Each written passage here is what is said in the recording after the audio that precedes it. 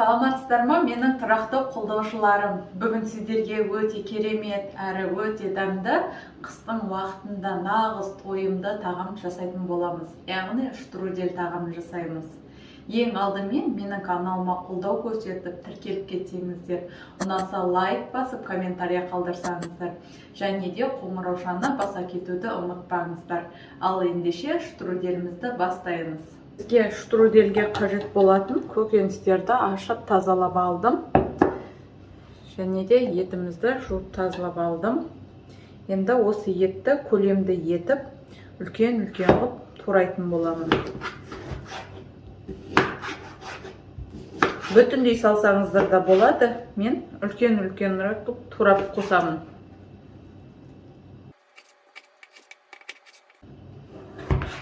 Бұл тағамға негізі сүйек қоссаңыздар болады, үлкен жілікті еттерді қоссаңыздар болады. Сонда әдемі шығатын болады. Міндетті түрде мен тағамға бір чеснок қосамын. Чеснок өте дәмді болып шығарады. Әрі етке де тағамға да ерекше дәм береді.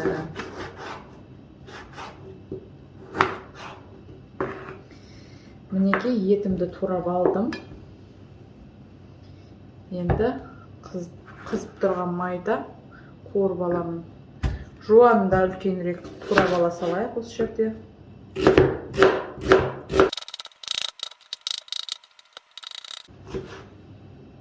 Міне дайындап алдық. Енді қуырып бастайтын боламын. Етіміз қуырылып жатқан аралықта қамырын илеп дайындап қоямыз. Менде осы бір кесеге жетпейтін суға жарты шай қасық тұз қосамын. Және де бір жұмыртқа қосып жақсылап араластырып жіберемін.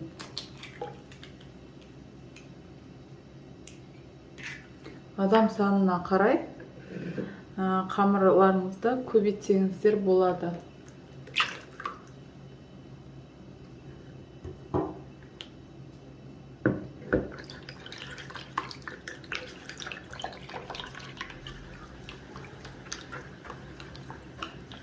Енді жақсылап қамыр илеп, біздің тамағымыз дайын болғанша қамырымыздың июі де қанып тұратын болады. Ұн қосып қамыр илейміз.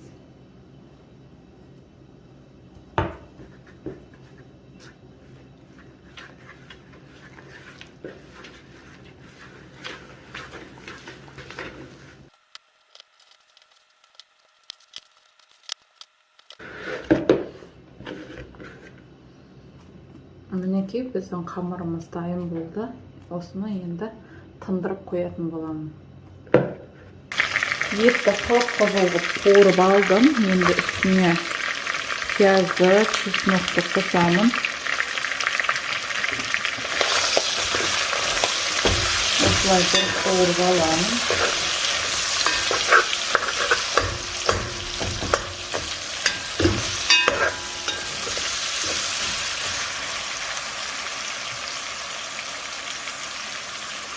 Енді үстіне қатырылған осындай помидорларым бар. Соны қосып жіберемін.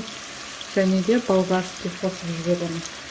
Енді тағы да пиязымды қызарғанша қуырамын. Пиязым қуырылды. Енді үстіне сәбізді саламын. Осылай екіге бөліп салдым.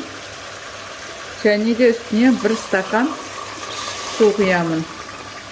Етімізді толық жауып тұру керек. Бір стакан менде аз болып қалды, сондықтан барынша етті жабылғанша үстіне су құямын. Міне бізге осы су жетіп қалады. Енді бір рет қайнау керек. Қайнағаннан кейін үстіне картошка, капуста, укроп қоса беремін жайлап. Суымыз қайнады. Енді татымына қарай аздап тұз қосамын. Пока аздап қана қосам, кейін тағы дәмін көріп, кем болса қосып жіберемін. Енді картошканы саламын осылай. Бүтіндей саламыз. Өйткені бұл езіліп кетуі мүмкін. Осылай. Және де укробым бар еді, аздап сарғайып қалған. Оны да қосып жібердім. Кейін алып тастаймын. Одан кейін капуста бар, оны қосып жіберемін.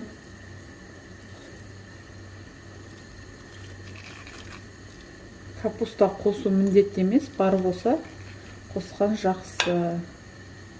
Енді тағы да қайнатамын.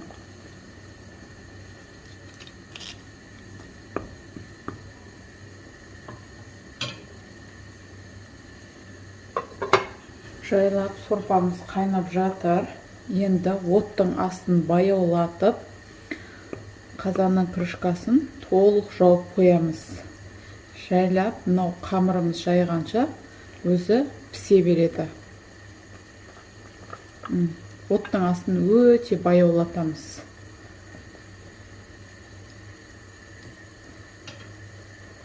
Ешқандай дәмдеуіш қоспаймыз, ешқандай артық зат қосудан қажет етпейді.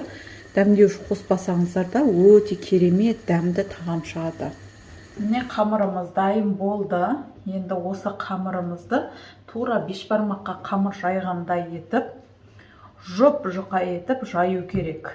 Өйткені біз ораймыз ғой арасына май жағып. Ал бисмилля қамырымызды жайғамыз енді жұқалап. Неге қамырымызды жайып болды, өте жұп-жұқа. Енді осының үстіне сұйық май құямын. Толық барлық бөлігіне дейін жету керек, жағылу керек сұйық май.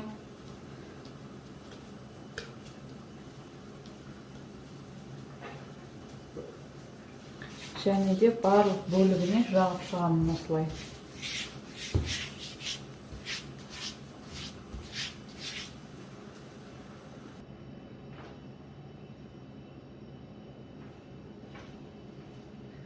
Жағып алдым. Енді осыны өте бос қып, үстін баспай, осылай рулет ретінде ораймыз.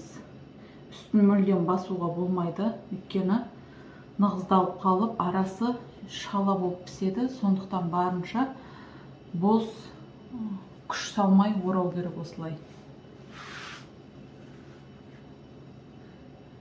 Міне орап алдым. Май біздің қамырымыздың арасы жабыспай пісу үшін жағылады. Сондықтан май барлық қамырдың бөлігіне жағылу керек.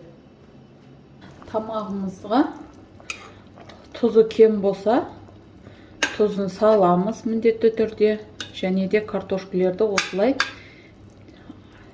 суға батпай қалған бөлігін аударып аламыз.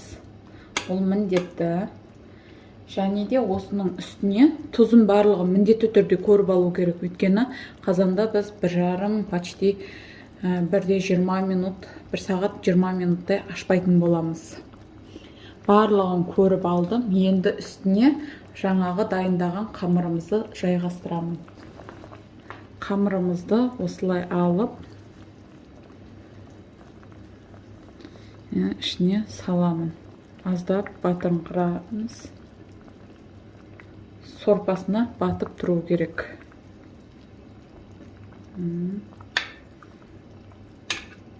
Енді қазанның астын бір көтеріп, бір қайнатып аламыз жақсылап.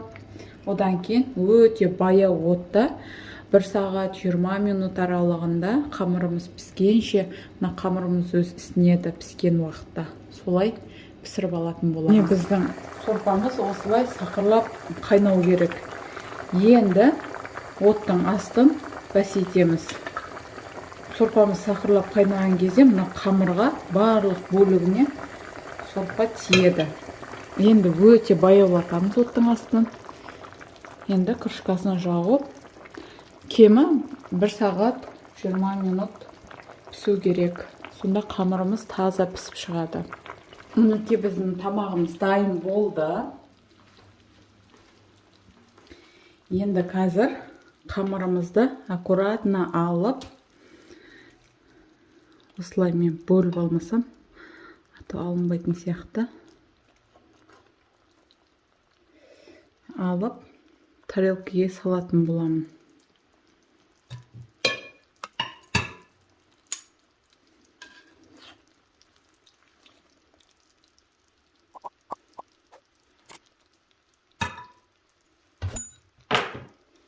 Мінекей тарелкаға салып алдым. Енді осыны майда етіп турап шығамын. Қамырды бөліп алдым. Енді барлық начинкаларды салып шығамын. Мына укроптарды алып тастаймыз.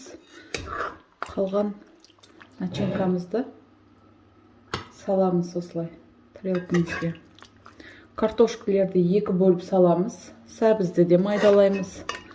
Капустаны да майдалап саламыз. Барлығын майдалап салатын боламыз. Қыздар, мінекей менің тамағым дайын болды. Өте керемет, дәмі деген ерекше болып шығады. Сіздер де менің рецептіммен жасап көріңіздер. Сіздермен болған мен Гүлжанар. Ал бізге ас болсын. Ешқандай да уайымдамаңыздар. Қамыр толық піседі. Осылай арасы ашылып тұрады. Міне.